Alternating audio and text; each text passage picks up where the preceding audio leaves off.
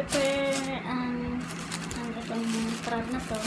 Ito po yung lulutuin natin. So, isi-share ko kung anong mga recipe na hinahalo dito sa crab na to. Okay? Pag imumukbang natin ito, hindi na ito tatanggalin yung mga likod-likod. Pag ikaw lang gumawa, kakain, simple lang yung gagawin mo. Tatanggalin mo ito, tapos yung matira ito lang. Tapos putulin mo dito para mas lalong pumapasok yung sauce ng recipe dito, as mas lalong sasarap ang itong crab nito. So yan. So simulan natin ang ating pagluto. Una hugasan natin to, and tapos pagkatapos ito hugasan kasi meron namang buhangin siya, diba? So hugasan siya ng maayos at pagkatapos i-steam siya. Okay?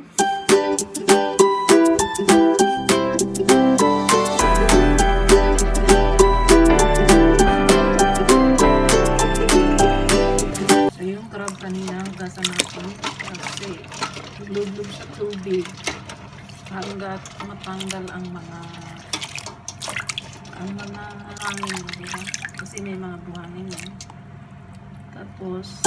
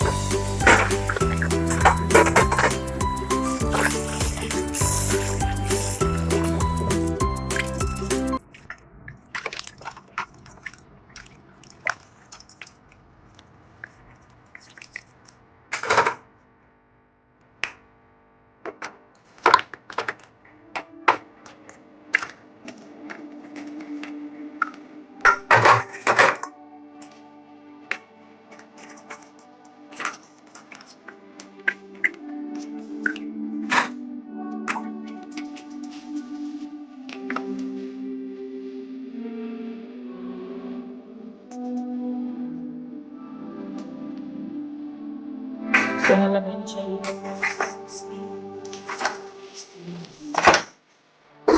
steam natin ng 10 minutes.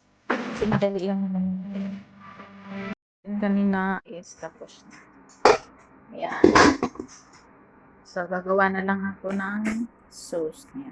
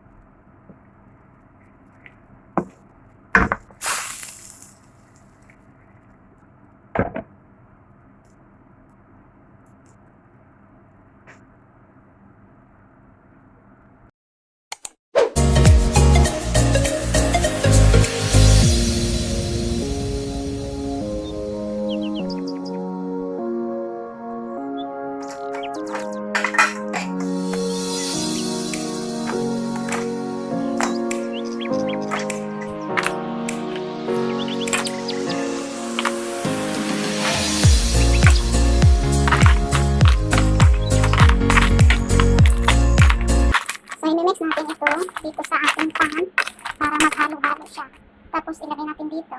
Dito. Tapos tukod. Lipat natin dito ang ating crab. Yan. Lalagay siya dyan.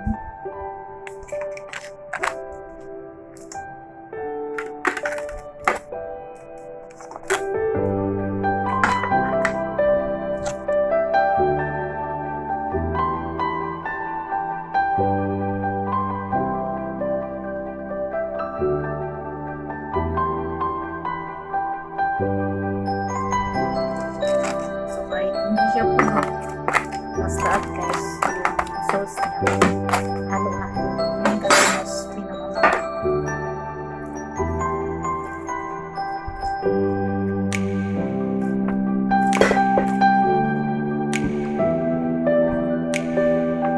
Ayan na! Tapos na ang ating luto. At sarap-sarap! So yan, well done cooking crab. Especially my recipe. So, you can copy this my recipe guys. So, gagawin nyo sa inyong bahay. So, yun po. At kakain na ako. Maglagay ako ng pagkain ng kanin sa aking table. Tapos, kakain na po. Yan.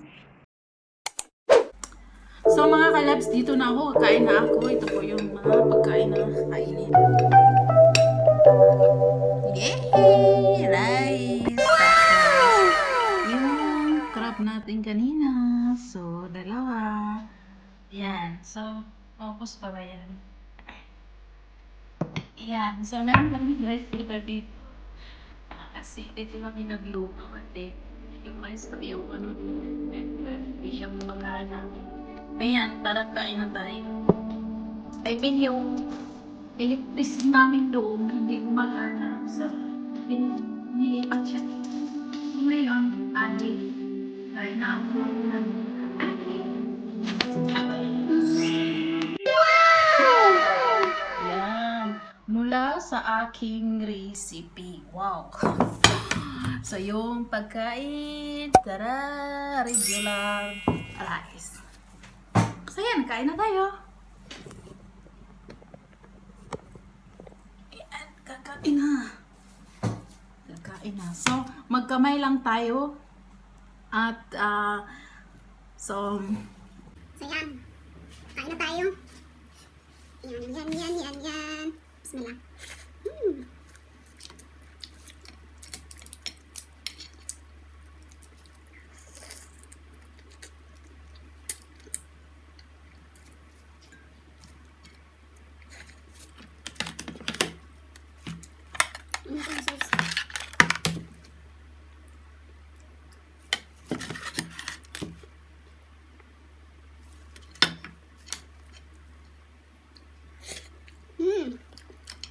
Sobrang sarap. So, habang magpunta tayo sa Pinas,